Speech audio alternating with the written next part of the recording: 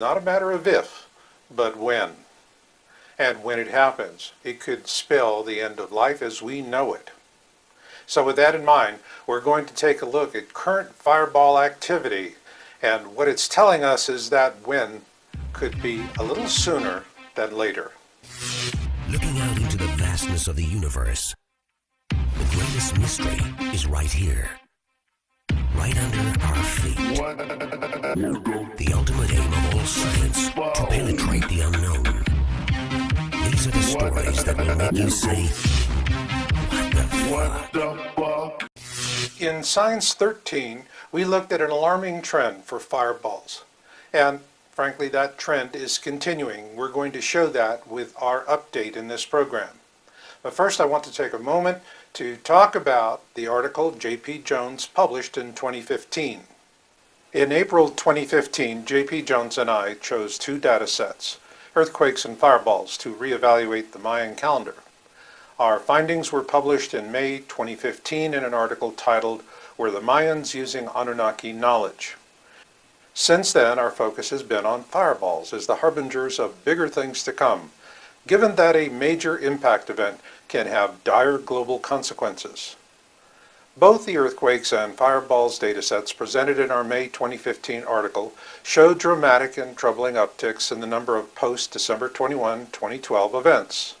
Here you see the monthly fireball trends for the years 2011, 2012, and 2013.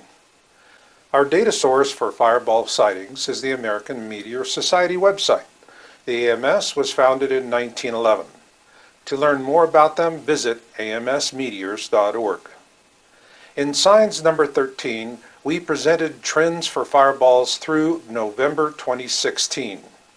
In this installment of our Science series, we'll show the following fireball datasets for the period November 2016 through February 2017. Monthly total fireballs, multi-state fireballs, and huge event fireballs. So let's begin with monthly total fireballs.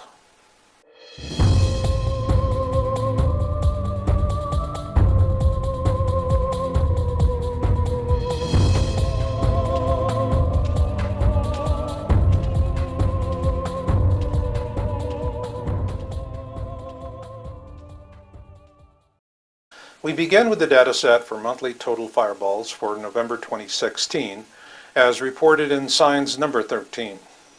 Let's pause for a moment just to study the color code here because we use this scheme throughout our data set. 2013 is shown in yellow, 2014 in blue, 2015 in red, and 2016 in brown. Now let's look at the most current data. Here we see that the AMS monthly total fireballs for December 2016 is clearly the highest level for the past 4 years. This uptick is seen again in January of this year. Please note that 2017 data is shown in black. What is clearly obvious is that January 2017 has the highest level of fireball sightings than the same month for the previous 4 years. Here we see the month February 2017, and there's just a very slight dip over the same month last year. Not enough to be statistically relevant. Now let's take a look at multi-state fireball sightings. Multi-state fireballs, as the name implies, are reported by observers in multiple states, provinces, or even across national boundaries in one or more countries. As we can see here, the trend for multi-state fireballs is for the most part consistent with the total number of fireballs per month we saw previously. What we find noteworthy here is that November 2015 and 2016 represent the two highest periods in this slide for the years 2013 through November 2016. Then in December 2016, we see a substantial increase over the same month for the previous 3 years. However, in January of this year, the number of multi-state fireballs dropped slightly to the same level as January 2014. However, in February 2014, we see a resumption of this relentless uptick pattern because February 2017 evidenced the highest level of fireball sightings than the same month for the previous 4 years. With that, let's see if the same trend appears with huge event fireballs. When a fireball has been reported by over 100 observers, it is large enough to be classified as a huge event fireball. Here we see that the number of huge event fireballs for 2016 are cumulatively higher than the previous 3 years. But interestingly enough, in December 2016, the number of huge event fireballs is significantly less. Then, as we move into January 2017, we see that the number of huge event fireballs is at the third highest level for this same month for the previous 4 years. Interestingly enough, as of the month of February, we see the number of huge events dropping back down to the same level as the previous month. However, when we compare this with the number of all huge event fireballs for all months and all years, we begin to see an average baseline of 2 events per month. But to put this in perspective, let's take a look at a historical analysis.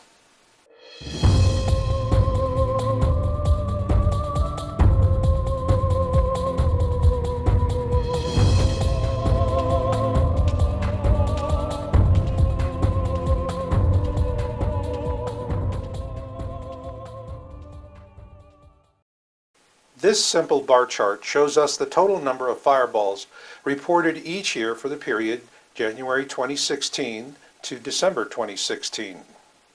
And this chart is visually striking. In 2009, we're looking at approximately 600 observation reports for the year, and that is the complete year. But when we look at 2016, we see approximately 5,300 fireball reports for all 12 months of that year. In other words, when we compare 2009 to 2016, we see an increase of approximately 883% in the total fireballs reported each month. Now let's see what happens when we factor in January 2017. Once again, the simple bar chart is visually striking. In 2009, we're looking at approximately 600 observation reports for all 12 months of that year. And for the single month of January 2017, we're seeing approximately 300 observation reports. In other words, that January 2017, and mind you, that's just 1 month, there were half as many observation reports as there were for the entire 12 months of 2009. So what happened for the year 2017 as of the month of February? The number of observation reports doubled. In other words, there were the same number of observation reports for the first 2 months of 2017 as there were for the entire 12 months of 2009. That is 100% of all of 2009 in just the first 2 months of 2017. And this brings us all the way back to the question, was the Mayan prophecy for 2012 a harbinger? And if so, is that harbinger coming to pass as J.P. Jones of Yowza.com maintains in his May 2015 article titled, Were the Mayans Using Anunnaki Knowledge? As we saw previously, the upward trend for monthly fireball observation reports from January 2009 to December 2012 shows a steady increase. One that gives us a simple message. That December 21, 2012 was not a non-event, as naysayers maintain, but rather that it was the day when a celestial harbinger alignment occurred as per the Mayan prophecy. And if you have any doubts about that, let's take a look at huge events since December 21, 2012.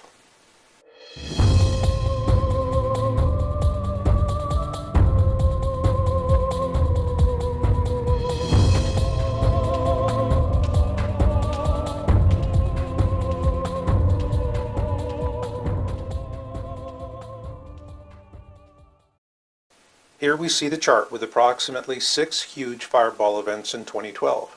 And as we saw earlier, a huge fireball event is one where there are over 100 observation reports. Here we see a line chart for the period January 2012 through to December 2016. What this historical analysis shows is the difference between the total number of huge fireball events for the years 2012 and 2016. When the 2 years are compared, we see an overall increase of approximately 533%. Ladies and gentlemen, what you've just seen is empirical data, hard scientific evidence you can take to the bank. And it tells us that the risk has never been higher for a major impact event, one that could end life as we know it on this planet. This is why I'm deeply concerned by new asteroid research information that has just come to light. On the 19th of February of this year, 3 prominent UK scientists, Clemens Rumpf, Hugh Lewis, and Peter Atkinson, published a paper titled Population Vulnerability Models for Asteroid Impact Risk Assessment. In the abstract on page 2, they identified the following 7 lethal effects: strong winds, overpressure, shock wave, thermal radiation, seismic shaking, ejecta, deposition, cratering, and tsunamis. Of the 7, the one that really caught my eye was overpressure shock wave, and here's what I found. On page 7, under the heading High Winds and Overpressure, they say, during an airburst or impact, the asteroid deposits its energy in an explosion-like event that produces an aerodynamic shock wave, resulting in a tornado-like wind gust and overpressure peak. So, what does that mean to us humans? On page 8, they describe the lethal aspects. With overpressure, the danger for human beings is damage to our internal organs. With wind comes the dangers of dislocation of bodies or objects. Let's keep in mind what happened on February 15, 2013, when the Chelyabinsk meteor detonated in the skies over Russia. As a result of that detonation, overpressure and winds injured 1,500 people and damaged 7,200 buildings. Why? Because when the Chelyabinsk meteor detonated, it released as much energy as 30 Hiroshima atomic bombs and was 30 times brighter than the sun. It is why I call it a 30-30 event. Simply put, folks, if this ever-increasing fireball trend that began building after December 21, 2012 does not abate, the chance of a major impact event will be higher than ever. When it does happen, there's not going to be any time for crossing that bridge when you come to it. Rather, you'll be alive on one side of the bridge or dead on the other. And I'll leave it on that note. So until the next time we meet, remember Marshall's motto: destiny comes to those who listen and fate finds the rest. So learn what you can learn, do what you can do, and never give up hope. This is Marshall, and I'll catch you on the backside.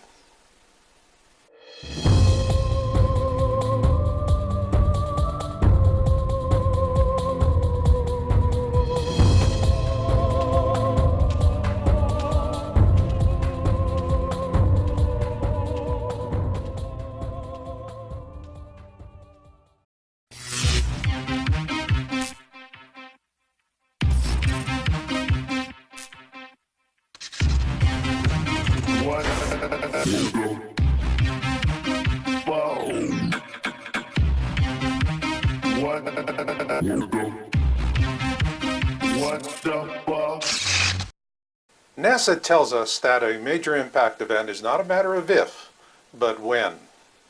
And when it happens, it could spell the end of life as we know it. So with that in mind, we're going to take a look at current fireball activity, and what it's telling us is that when could be a little sooner than later. Looking out into the vastness of the universe, the greatest mystery is right here, right under our feet.